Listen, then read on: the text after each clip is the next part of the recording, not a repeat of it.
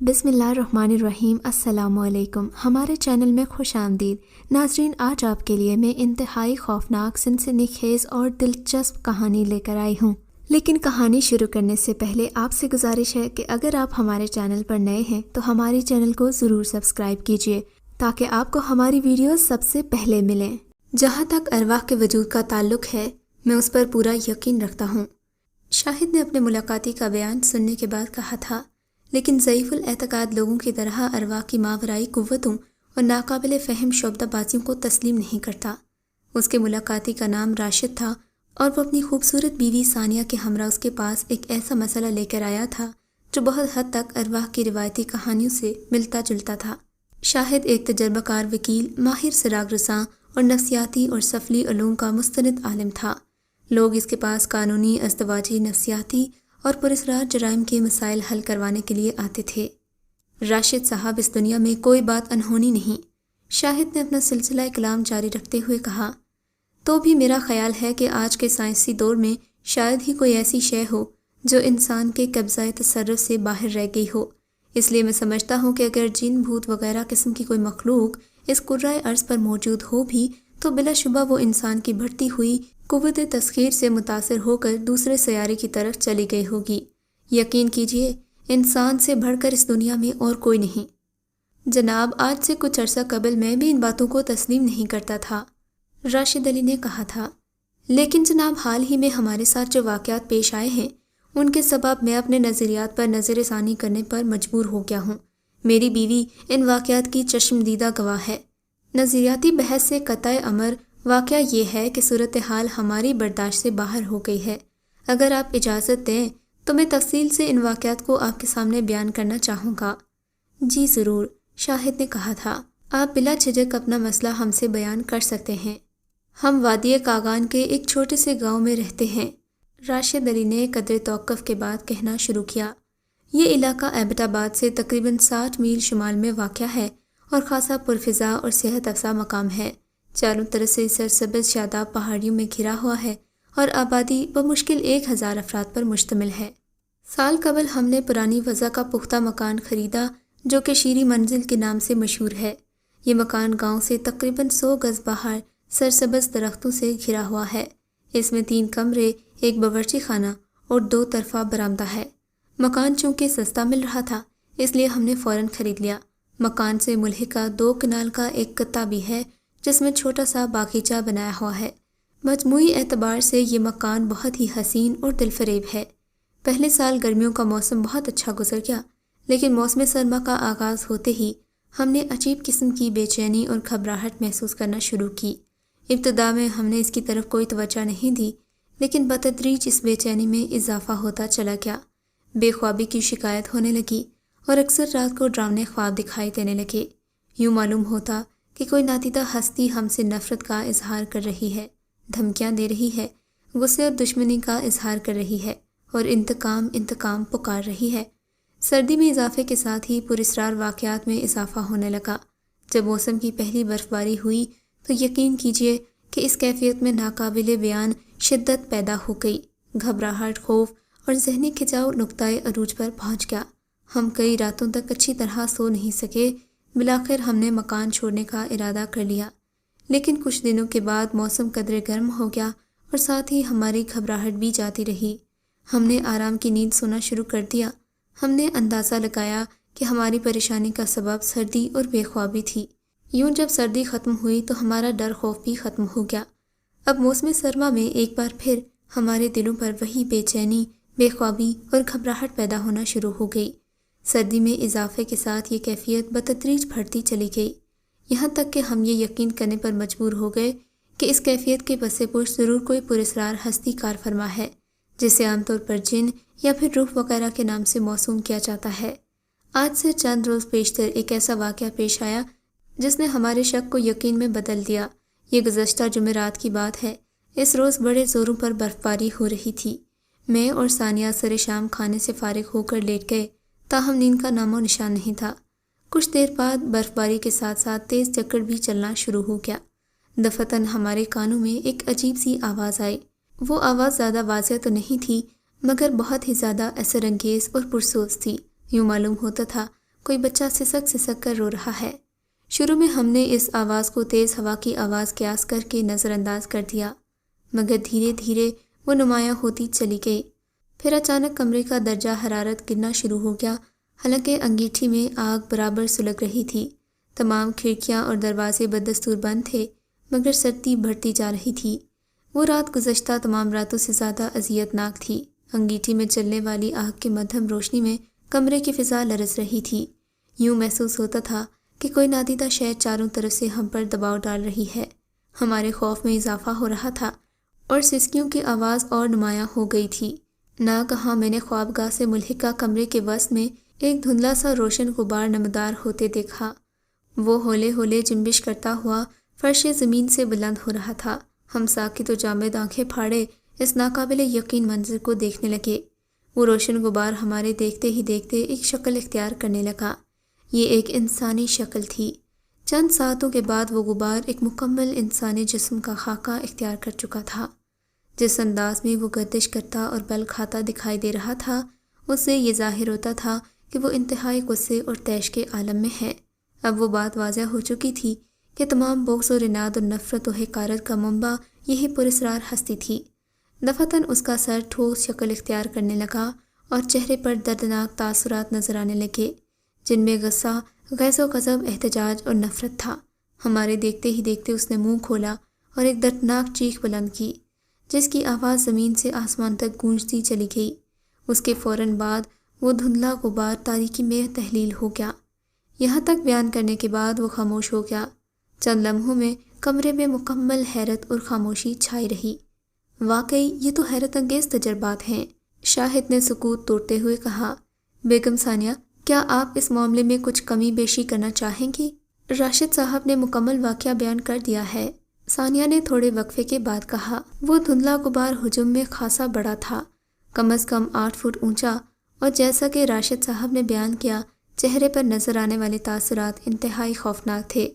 تاہم ذاتی طور پر میرا یہ احساس ہے کہ وہ کسی 10 سالہ بچے کا چہرہ تھا، مگر یہ محض ایک قیاس ہے، حتمی طور پر کچھ نہیں کہا جا سکتا۔ راشد نے کہا، یہ علاقہ یہاں سے کتنی دور ہے؟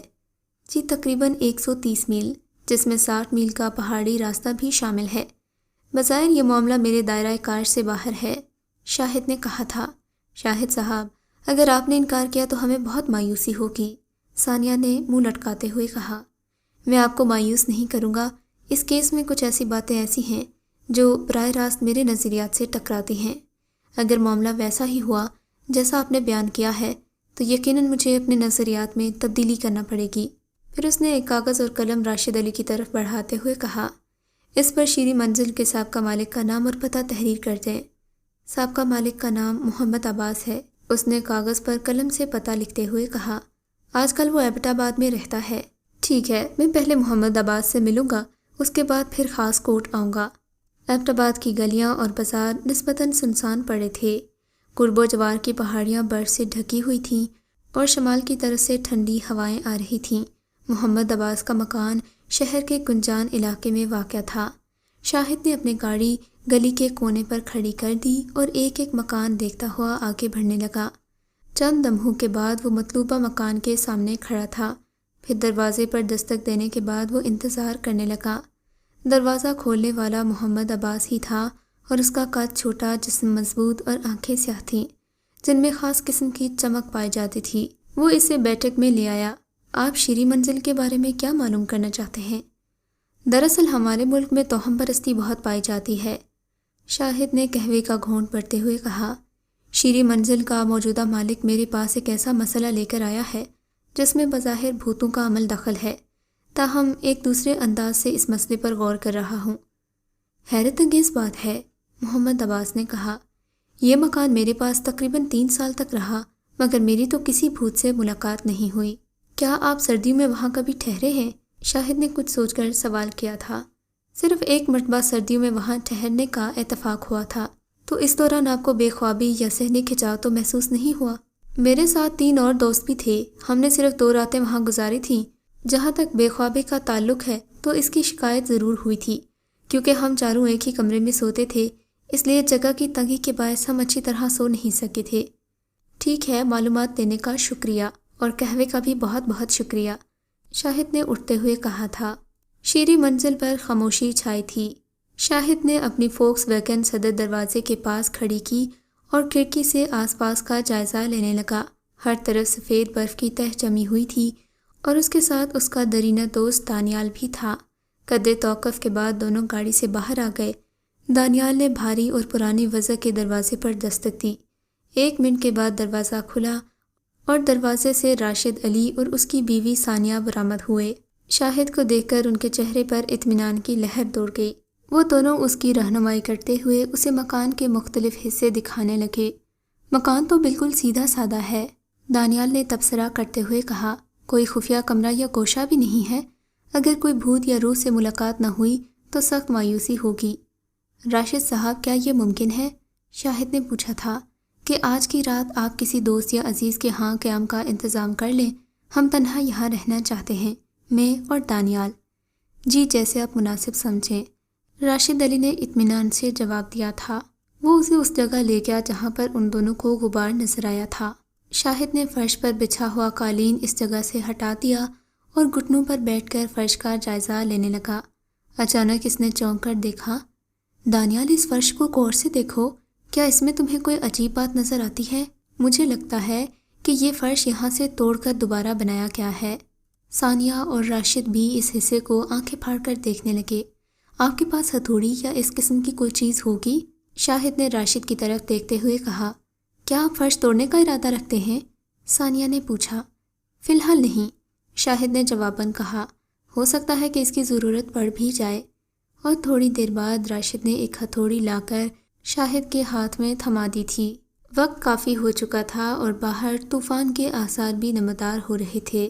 وہ دونوں میاں بیوی یہ سوچ کر کہ اگر طوفان بڑھ گیا تو ہم گھر سے نہیں نکل سکیں گے، پہلے ہی چلے گئے۔ رات کے کھانے سے فارغ ہو کر شاہد اور دانیال آتش دان کے سامنے بیٹھ کر کافی پینے لگے۔ باہر ہلکی ہلکی برف باری شروع ہو گئی اور ہوا بتدریج طوفان کی شکل اختیار کرتی جا رہی تھی۔ ایک طویل خاموشی کے بعد دانیال نے کہا، دوست، سلسلہ شروع ہو گیا ہے۔ مجھے اپنا دل بیٹھتا ہوا محسوس ہو رہا ہے اور کچھ گھٹن بھی ہے۔ شاید کمرے میں آکسیجن کی کمی ہو گئی ہے، شاہد نے اٹھتے ہوئے کہا۔ اس کی آواز میں ہلکی سی گھبراہٹ بھی تھی۔ اچانک ایک مدھم آواز جو کسی پرسوز آہ سے ملتی جلتی تھی ہوا کے دوش پر آتی محسوس ہوئی۔ ہاں، ذرا ٹھہرو، شاہد نے آواز کی طرف کان لگاتے ہوئے کہا۔ ایک وقفے کے بعد وہ آواز دوبارہ سنائی تھی۔ دانیال کے ماتھے پر پسینہ آ گیا۔ اس نے اپنا آٹومیٹک پستول نکالا اور اچھل کر کھڑا ہو گیا۔ میرے دوست، یہ کوئی سازش ہے، سازش، اس نے چیخ کر کہا۔ پستول واپس رکھ دو، شاہد نے قدرے سختی کے ساتھ کہا۔ سازش کرنے والے آہیں نہیں بھرا کرتے۔ دانیال نے پستول واپس رکھ دیا اور نڈھال ہو کر کرسی پر گر گیا۔ رات ان کی دہشت ناک ہی گزری تھی۔ وقفے وقفے سے دردناک چیخوں کی آواز بھی آ رہی تھی۔ انہوں نے بھی وہی منظر دیکھا تھا جو ان میاں بیوی نے ان سے بیان کیا تھا، وہی انسانی شکل اور پھر اس غبار کا غائب ہونا۔ صبح ہوتے ہی وہ علاقے کے ایک بزرگ کے پاس گئے اور اس سے اس مکان کے بارے میں سوال جواب کرنے لگے۔ اس نے بتایا کہ ہمارے ریکارڈ کے مطابق 30 سال قبل اس کے اندر ایک پرائمری اسکول ہوا کرتا تھا۔ بعد میں اسکول بند کر دیا گیا اور یہ اسکول کافی عرصے تک بند ہی رہا۔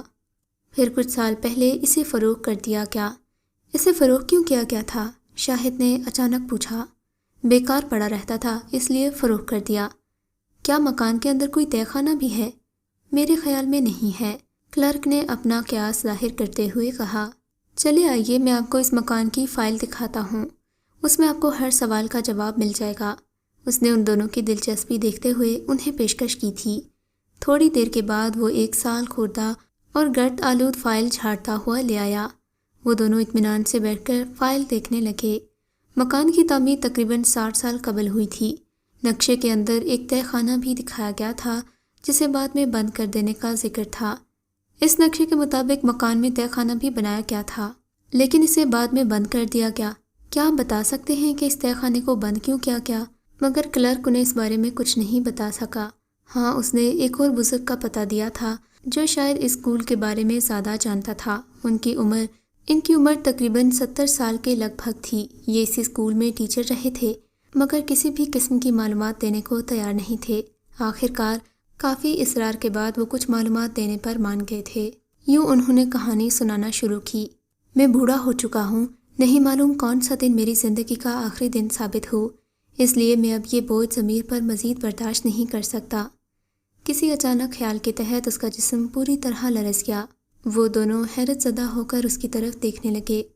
تقریباً 25 سال پہلے کی بات ہے، جیسا کہ آپ نے کہا، شیری منزل میں واقع پرائمری اسکول میں پڑھایا کرتا تھا۔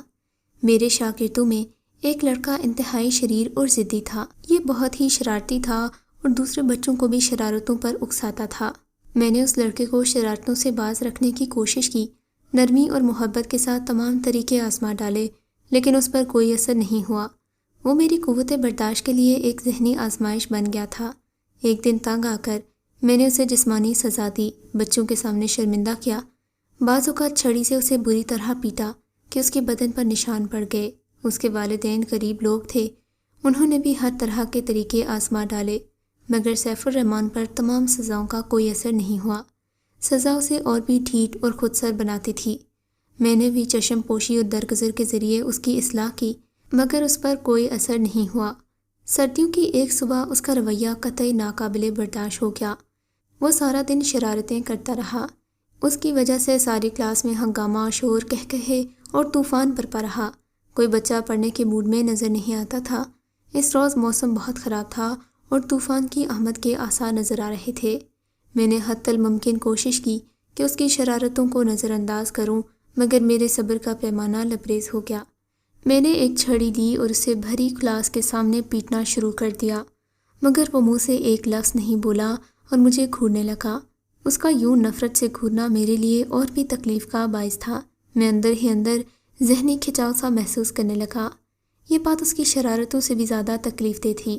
چھٹی کے بعد میں نے اسے روک لیا۔ اس وقت برف باری شروع ہو چکی تھی اور ہوا کا زور بڑھ رہا تھا۔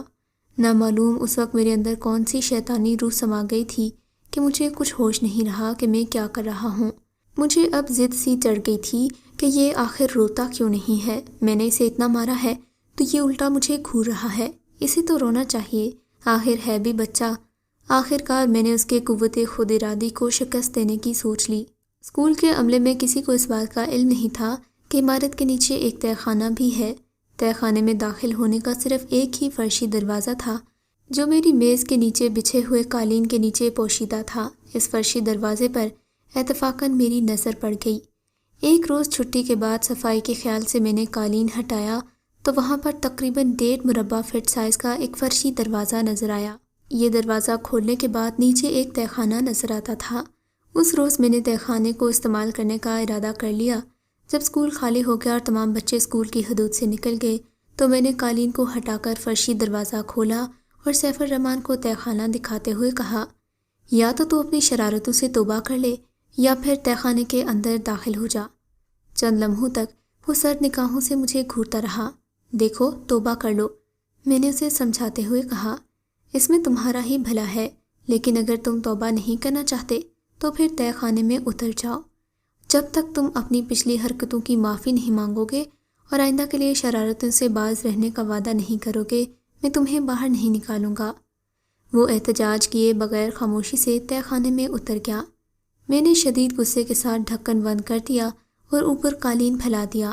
کرسی پر بیٹھ کر انتظار کرنے لگا۔ مجھے یقین تھا کہ چند منٹوں کے بعد وہ اپنی شکست تسلیم کر لے گا، چیخ چیخ کر معافی مانگتے ہوئے باہر نکلنے کی درخواست کرے گا۔ تہہ خانہ تاریک اور کولڈ سٹوریج کی مانند سرد تھا، جہاں چند منٹ گزارنا بھی انتہائی مشکل تھا۔ مجھے وہاں بیٹھے ہوئے نصف گھنٹہ گزر گیا، پر اندر سے کوئی آواز نہیں آئی۔ وقت گزرنے کے ساتھ ساتھ میرا غصہ بڑھتا جا رہا تھا، گویا میری قوت ارادی شکست کھاتی جا رہی تھی۔ پھر 1 گھنٹہ گزر گیا، مگر اس نے باہر نکلنے کے لیے کوئی درخواست نہیں کی۔ میں نے بھی اسے اپنے حال پر چھوڑ دیا۔ بظاہر یہ ایک ظالمانہ فیصلہ نظر آتا ہے، لیکن مجھے یقین تھا کہ جب سردی ناقابل برداشت ہو جائے گی تو سیف الرحمن فرشی دروازہ کھول کر باہر نکل آئے گا اور کمرہ خالی پا کر سیدھا اپنے گھر بھاگ جائے گا۔ یہ سوچ کر میں اپنے اسکول سے نکل گیا تھا۔ خدا میرے گناہ معاف کرے، جو سانحہ اس بچے پر گزرا میں نے ہرگز ایسا ارادہ نہیں کیا تھا۔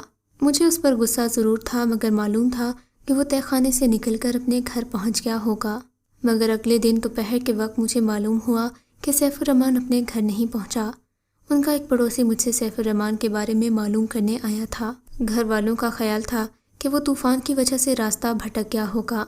دوسرے بچوں کے ذریعے یہ بات عام ہو چکی تھی کہ میں نے سیف الرحمان کو چھٹی کے بعد روک لیا تھا۔ صورتحال بہت نازک تھی، بس میں نے جھوٹ بولنے میں ہی عافیت سمجھی اور کہا چند منٹوں کے بعد میں نے سیف الرحمان کو رخصت کر دیا تھا، بلکہ وہ کچھ دور تک میرے ساتھ ہی کیا تھا۔ میرا یہ جھوٹ گاؤں والوں نے آسانی کے ساتھ تسلیم کر لیا۔ میرا خیال تھا کہ سیف الرحمان اس تہہ خانے سے نکل کر اپنے گھر جا چکا ہوگا۔ اس خوف سے کہ کہیں تہہ خانے کا دروازہ کھلا نہ ہو اور کوئی دیکھ نہ لے، میں شام سے کچھ دیر پہلے ہی چپکے سے اسکول پہنچ گیا۔ وہاں یہ دیکھ کر مجھے حیرت ہوئی کہ ہر چیز اپنی جگہ پر موجود تھی۔ فرشی دروازہ حسب معمول قالین سے ڈھکا ہوا تھا، جبکہ میری کرسی بھی اسی حالت میں موجود تھی۔ یہ دیکھ کر میرے جسم میں خوف کی لہر دوڑ گئی۔ میں نے جلدی سے قالین ہٹا کر فرشی دروازہ کھولا اور تہہ خانے میں جھانکنے لگا۔ دروازے کی راہ سے داخل ہونے والی روشنی میں نے اندر ایک ہولناک منظر دیکھا۔ وہ اوندھے منہ فرش پر پڑا تھا اور شاید سردی کی وجہ سے ٹھٹر ٹھٹر کر مر چکا تھا۔ آس پاس کا جائزہ لینے کے بعد اس کے ساتھ پیش آنے والے حالات کا اندازہ لگانا مشکل نہیں تھا۔ اندر کی ناقابل برداشت سردی کی وجہ سے اس نے تھوڑی دیر بعد باہر نکلنے اور معافی مانگنے کا ارادہ کر لیا ہوگا۔ یہ سوچ کر اس نے سیڑھیوں پر چڑھنا شروع کیا ہوگا۔ چند سیڑھیاں طے کرنے کے بعد وہ فرش پر گر گیا اور اس کی ایک ٹانگ زخمی ہو گئی۔ اس کے باوجود باہر نکلنے کے لیے جدوجہد کرتا رہا تھا۔ اس کے ہاتھوں کی انگلیاں زخمی تھیں اور ناخن مٹی سے بھرے ہوئے تھے۔ زینہ ٹوٹنے کے بعد اس نے زور زور سے مجھے آوازیں دی ہوں گی، لیکن شاید برف باری اور پرشور ہواؤں کے باعث میں اس کی آوازیں سن نہیں سکا۔ وہ انتہائی مایوسانہ انداز میں دیواروں کو کھرچتا ہوا باہر نکلنے کا راستہ تلاش کرتا رہا۔ چنانچہ اس نے دیواروں کو کھرچنا شروع کر دیا تھا۔ آخر کار بیچارہ اذیت اور سردی سے مر گیا ہوگا۔ کمرے سے آتی ہوئی مدھم روشنی میں اس کے چہرے پر ناقابل بیان اذیت اور غصے کے تاثرات نظر آ رہے تھے۔ وہ تاثرات آج بھی میں بھول نہیں پایا، یاد کر کے رونگٹے کھڑے ہو جاتے ہیں۔ میں نے تہہ خانے کے کونے میں ایک گھڑا کھود کر اسے دفن کر دیا تھا، پھر باہر نکل کر قالین کو فرشی دروازے پر پھیلا دیا اور خاموشی سے گھر واپس آ گیا۔ بعد میں نے تہہ خانے کا منہ ہمیشہ ہمیشہ کے لیے بند کر دیا۔ کچھ عرصے کے بعد سیف اللہ کی گمشدگی ایک قصہ بن گیا، مگر میرے اندر ایک احساس جرم تھا جو بڑھتا جا رہا تھا۔ جب میں کرسی پر بیٹھ کر بچوں کو پڑھاتا تو بعض اوقات یوں محسوس ہوتا کہ نیچے سے سیف الرحمان کی آوازیں آ رہی ہیں۔ وہ چیخ چیخ کر مجھ پر لعنت کر رہا ہے، نفرت اور حقارت کا اظہار کر رہا ہے۔ دھیرے دھیرے سے یہ آوازیں میرے دماغ پر مسلط ہوتی گئیں۔ مجھے یقین کی حد تک محسوس ہونے لگا کہ اس کی روح تہہ خانے کے اندر موجود ہے اور انتقام کا منصوبہ بنا رہی ہے۔ میرا خوف اس حد تک بڑھ گیا کہ میں اسکول جاتے ہوئے گھبرانے لگا۔ کبھی کبھی مجھے یوں لگتا تھا کہ وہ میرے ساتھ کھڑا ہے، مجھے نفرت بھری نگاہوں سے گھور رہا ہے۔ 25 سال سے میری زندگی اس دائمی عذاب میں مبتلا ہے۔ شاید تا دم حیات یہ سزا موقوف نہیں ہوگی۔ بوڑھے استاد کی کہانی سننے کے بعد فیصلہ کیا گیا کہ تہہ خانے کے بند منہ پر موجود فرش کو توڑا جائے گا۔ پھر ایک مزدور کا انتظام کیا گیا جس نے تقریباً 1 گھنٹے کے بعد تہہ خانے میں داخل ہونے کا راستہ بنا دیا۔ ایک سیڑھی نیچے اتاری گئی، مگر استاد کا اصرار تھا کہ سب سے پہلے وہ تہہ خانے میں داخل ہوگا۔ بہرحال کسی نے اسے روکنے کی کوشش نہیں کی۔ ویسے بھی دہشت کی وجہ سے کوئی بھی اندر داخل ہونے کو تیار نہیں تھا۔ خوف کی وجہ سے اس کے ہاتھ پاؤں کانپ رہے تھے۔ ابھی اس نے تیسرے یا چوتھے ڈنڈے پر ہی قدم رکھا تھا کہ سیڑھی پھسل گئی اور اسے لیتے ہوئے فرش پر جا گری۔ اس وقت ایک ایسا واقعہ پیش آیا جس نے ان دونوں کو حیرت میں ڈال دیا۔ سیڑھی گرنے کے ساتھ ہی ایک دردناک چیخ بلند ہوئی، جس کے بعد اندر سے ایک بچے کے کہکہے کی آواز سنائی دی۔ چند لمحوں تک ہر شخص اپنی اپنی جگہ پر ساکت ہو کر رہ گیا۔ پھر سب سے پہلے شاہد کا جسم حرکت میں آیا۔ دانیال، اس نے چیخ کر کہا، جلدی سے کسی رسی کا انتظام کرو۔ اتنے میں اندر سے زرد رنگ کا دھندلا سا غبار باہر نکل رہا تھا۔ نصف منٹ کے بعد وہ غبار کمرے کی فضا میں تحلیل ہو گیا۔ تہہ خانے میں مکمل سناٹا تھا۔ شاہد نے سوراخ کے قریب منہ کر کے بلند آواز سے اس استاد کو پکارا، مگر اندر سے کوئی جواب نہیں آیا۔ اسی اثنا میں راشد ایک بڑی سی ٹارچ لے کر آ گیا اور نیچے روشنی ڈال کر دیکھنے لگا۔ وہاں ایک ناقابل یقین منظر سب کا منتظر تھا۔ استاد صاحب اوندھے منہ فرش پر پڑے تھے۔ اس کے اوپر ایک انسانی ڈھانچہ جس کی لمبائی بمشکل 4 فٹ ہوگی پھیلا پڑا تھا۔ ڈھانچے کے دونوں ہاتھ اس کی گردن پر بویس تھے اور استاد مر چکا تھا۔ شاہد، یہ کہکے کی آواز کیسی تھی؟ راشد نے ڈرتے ہوئے سوال کیا، مگر شاہد نے کچھ کہنے کے لیے منہ کھولا ہی تھا کہ اسی بچکانہ کہکے کی آواز خوابگاہ سے آتی سنائی دی۔ تمام لوگ چونک کر اس کی طرف دیکھنے لگے، پھر وہ آواز فضا میں کہکہے بکھیرتی ہوئی دور چلی گئی۔ شاہد نے ایک طویل سانس لیتے ہوئے کہا، راشد صاحب، اب آپ کو بے خوابی اور بے چینی کی شکایت نہیں ہوگی۔ بے چین کرنے والی روح اپنی اصل منزل کی طرف چلی گئی ہے۔ یہ تھی آج کی کہانی۔ ویورز، آپ کے خیال میں کیا روحوں کو اتنا اختیار ہوتا ہے کہ وہ اپنے ساتھ برا کرنے والوں سے انتقام لے سکیں؟ اس بارے میں آپ کا کیا خیال ہے؟ ہمیں کامنٹ سیکشن میں ضرور آگاہ کیجیے گا۔ کہانی سننے کا شکریہ۔ آپ سے ملاقات ہوگی اگلی ویڈیو میں، تب تک کے لیے اللہ حافظ۔